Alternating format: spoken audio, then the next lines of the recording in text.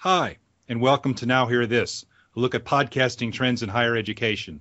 I'm Michael Chaney, and I'm glad to be here to join you for the next 10 days or so as we take a look at this well-established Web 2.0 technology, podcasting, and the use of this technology to enhance our classes in higher education. And hi, this is Burks Oakley, and I'm also delighted to be with you and to interact with you. Hopefully we'll all be learning a lot from each other as we move forward with this Sloan C online workshop. I think we have an exciting 10 days ahead of us. And now a little bit about ourselves. I'm Michael, and I've been teaching in higher education for over 35 years, and actually taught my first online class through the Plato system at the University of Illinois Urbana-Champaign in 1974. Since then, I've tried to bring into my classes the latest technology to enhance the learning environment. I'm particularly enamored with Web 2.0 technologies, which let the students have a more robust set of ways to learn. Of those technologies, I find podcasting particularly useful, as it lets students have audio with graphics, and even video, right on their desktop or even their tablet computer or smartphone. In my classes in communication, as well as economics and liberal studies, I have found it adds immensely to the students' appreciation and understanding of the class material. Gosh, Michael, I wish I were as glib as you and could simply sit down and start talking about myself. But after all, you are a professor of communication. As you all can see, I'm the person on the right in this slide. I'm the one that has a little more hair than that fellow on the left. Hey. Well, at any rate, I've also been at the University of Illinois, for over 30 years now. I'm officially a professor emeritus of electrical and computer engineering on the Urbana campus. But I also have an appointment as a scholar in residence on the Springfield campus. From 1997 until 2007, I was the director of the University of Illinois Online Initiative, working to develop and deliver online programs on all three of our campuses. I do have some experience teaching online. I've taught a number of online courses for the Springfield campus. And, of course, I can do that from my home here in Champaign, Illinois, or wherever I happen to be. And Burks, make sure to mention that you received the Sloan C Award for Outstanding Achievement in Online Education by an individual. Well, Michael, you received the Sloan C Award for Excellence in Online Teaching this past year, which is definitely an outstanding accomplishment. Thanks, Burks. That award is something of which I am especially proud. So here we are, the two of us, and again, we're really looking forward to talking about podcasting as a mature Web 2.0 technology, as well as the pedagogy of podcasting and how we best can use this technology in our blended and fully online courses. Well, why don't we just go on to the next slide now?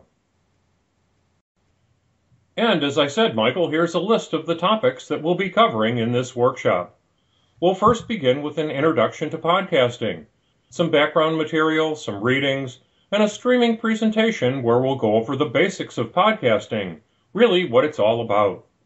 And then we'll all go on and have you survey a number of podcasts as a consumer, someone who downloads podcasts and listens to them or views them. You'll become a consumer of podcasts much as your students would be, or as many of us currently are. And then we'll move on to you becoming a producer of podcasts. We'll take a step-by-step look at creating a podcast, and in fact, we'll guide you through producing your own podcast, particularly for those who have not produced a podcast before.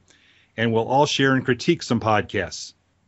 Then we'll look more broadly at the pedagogy of podcasting, the ways that we can most effectively use podcasting to improve student learning in higher education. You know, Michael, I bought a new Android smartphone last summer. I downloaded an app that lets me subscribe to various podcasts. So now I'm able to listen to podcasts on my cell phone.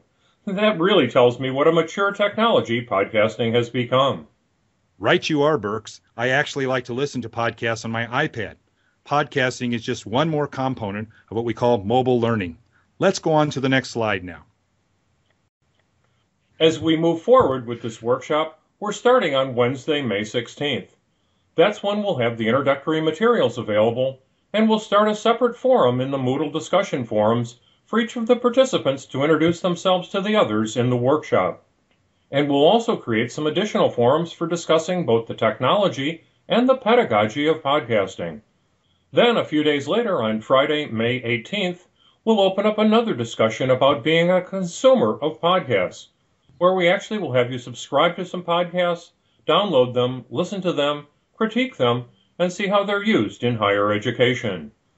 And then on Monday, May 21st, we'll get started on producing podcasts, and all of us will begin to distribute our podcasts, to share them with the whole group to critique, and to make suggestions for improvement. Michael, looking ahead, are the participants going to need any special technologies to do this? Good question, Burks. My middle name is Free, so that everything we will need will be free. We'll be using free technologies. Simply all you will need is a microphone and your computer, of course, and we'll point you to the sources of the other free software tools you'll be using. So any old cheap microphone will do? Anything I can plug into my computer, right? Absolutely. And, in fact, then the participants can use their microphones to participate in the BlackBoard Collaborate session, the synchronous session that we'll be doing on Friday, May 25th, at the end of this online workshop. That synchronous session is scheduled from 2 to 3 p.m. Eastern Time that day. During that session, we'll have an opportunity to discuss what we've learned during the workshop, and the participants will be able to ask any questions that they may have. Again, if the participants have that microphone that they used in making their podcasts, they will be able to interact using the audio feature of Collaborate. And it looks like a great week ahead. I sure hope that the workshop participants enjoy this workshop and find it to be worthwhile. I know that a number of the workshop participants will want to earn a certificate of completion for this workshop. And on this slide, we've listed the 4 activities that will have to be completed successfully in order to earn this certificate. Yes, Burks, those 4 activities include 1, critiquing a podcast in your discipline using our podcast assessment tool, 2, subscribing to a podcast series using iTunes, 3, describing how you could use podcasting in a class you teach, and 4, recording an audio file in MP3 format and uploading it to a web server. I think that by completing these 4 activities successfully, the workshop participants will get a good idea of what podcasting is and how they could use podcasting to improve student engagement and student learning in the classes that they teach. You know, Michael, before we conclude this presentation, we should tell the viewers how we're producing it. You're in your office on the UIS campus in Springfield, while I'm in my home office in Champaign. With the high cost of gasoline, I didn't feel like driving 90 miles each way to go to UIS just to record this presentation, even though I drive a fuel-efficient vehicle. We're speaking over the internet using the free Skype software, and our conversation is being recorded using the free MP3 Skype recorder software running on my Windows PC. This software saves the audio directly on my computer in MP3 format. That's right, Burks. We started using the MP3 Skype recorder product several years ago, and it seems to work really well. Imagine using this with podcasting in the class you're teaching. You could have a Skype conversation with an expert in your field and record it with the MP3 Skype recorder. And then you could add the MP3 file to a podcast. Sure, and the expert could be anywhere in the world with a broadband connection using the free Skype software. At any rate, once we conclude our conversation, I'll edit the audio track and synchronize it to the PowerPoint slides. And I'll also create a slidecast of this presentation at slideshare.net. During this Sloan C online workshop, we'll be glad to interact with you, of course, and to answer any questions that you may have. It's probably easiest if you simply post those questions to the discussion forums in Moodle. But if you want to contact us by email, you certainly can, and our email addresses are given on this slide. And if you want to find out anything more about us, we also list the URL of our personal websites on this slide. So, Michael, I'm really looking forward to the next 10 days. These Sloan C online workshops are always quite enjoyable. You are so right, Burks. To sum up, we're really looking forward to interacting with all of you in this Sloan C online workshop.